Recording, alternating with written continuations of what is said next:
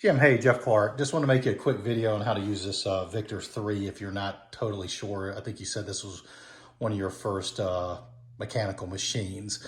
They're pretty simple. Since you bought it, I decided to do some work on it. So yesterday I took the motor out, re-greased it, did a couple adjustments, replaced the feet on it. I didn't realize all these years, I noticed it seemed like it was leaning a little forward. It never looked. And it had two different types of feet on it. So I had just ordered some feet for some other phonographs. So I used those, and so now it sits perfectly. But this machine, the Victor 3s were made between 1901 through 1926. By the serial number on this one, it kind of puts it around 1910. They're easy to operate, as we were talking yesterday on the needles. You know, replace the needle on it every 2 or 3 plays. You don't have to do it every single time, but every 2 to 3 plays. If you need to work on it, well, I'll get to that in a second, but obviously, well, I'll show that in a minute. If you need to work on it, which I don't think you really need to get into it, but if you need to, undo the crank, take it off, and there's a little latch right here. Push that and lift up, and there's the motor. And you can make little adjustments. It's actually a fairly simple thing to work on, so I don't think you're gonna have to do anything to it. After I've greased it and did some adjustments, it should be good for another 20, 30 years. So, but that's how you get into the machine. We just put the crank back in. Right here is the brake. Wind it up, obviously.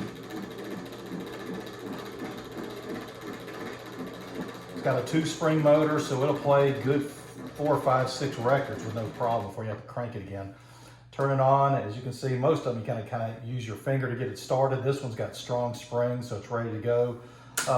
Volume speed, or speed, is right here. Clockwise is slower, counterclockwise is faster. I've got it set to right at 78 speed. Change the needle, like I said, every 2 to 3 plays. Here's the elbow for the horns, and I'm sending you with 2 horns. They're pretty simple.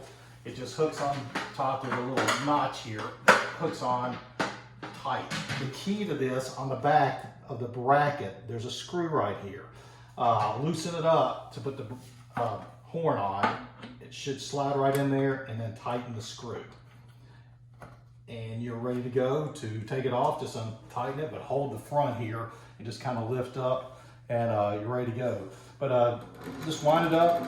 Don't overwind it, but wind it to where it's pretty tight. 78 records, for example, this is more of a period record from around 1905. When you play the older record, or the records from the 50s, like rock and roll records, on certain players, they may drag because they're made more with softer materials, so they'll drag. These play just fine. This one has strong enough springs, you shouldn't have any problems. But again, we were talking about playing like rock and roll. If they're really, really good records that haven't been played a lot, I wouldn't play them on these, because these needles will, they eat into them pretty much. But if it's been used a few times, do what you want with them. But just as proof that this thing really does work.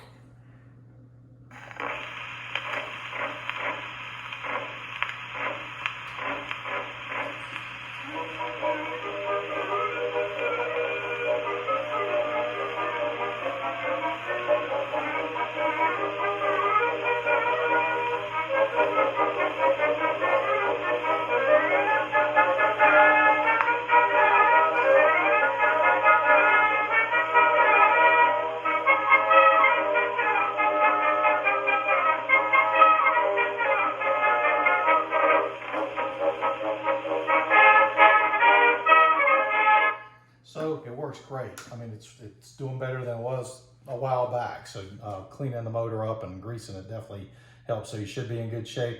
Again, change the needles on it. When I take it to your daughter, I'll obviously have the horn off of it. I'll take the reproducer off, but it's simple. You can just, well, I'll move this out of the way. It's in a notch. It just comes right off. And then you can put it right back on again. Locks in. So you're ready to go there. That's basically it. For some odd reason, if you need to take the whole apparatus off, on the back of the machine, there are bolts to take the bracket off. right here. You can take this off if you need to move it somewhere, or you shouldn't really need to take that off. But if you need to, it's easy to take off. So that's basically it. I mean, it's a really good machine. They're very popular, where they were kind of the middle of the group. Sold a bunch. They were $40 new, so they were expensive back then. If you decide you want to collect some more of these, especially from Victor, there's 2 great books that you could get. Look for the Dog, an illustration guide to Victor. This is a great book that goes over every single Victor machine that was made and the history of Victor. Got good information. And then you can find also the one called the Victor Data Book, and it gets into each model, serial numbers. I mean, every little piece. Great information book. Good bathroom reading material.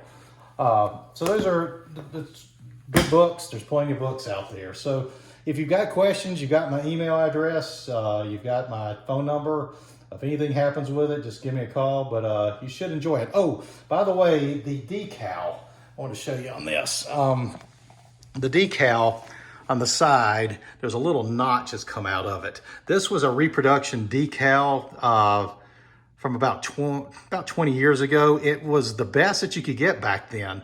In the last 5 years, they've reproduced them to where they look exactly like the original to the T. I'm going to send you one of those. I bought a couple of them, so I'll send you one of those. And if you want to change it out, that's fine. If not, but if you look at the difference between the 2 decals, it's mind-boggling how obviously today's technology has made them look much better. But I'll send that to you. Plus, I'll send you some loud needles and some soft needles.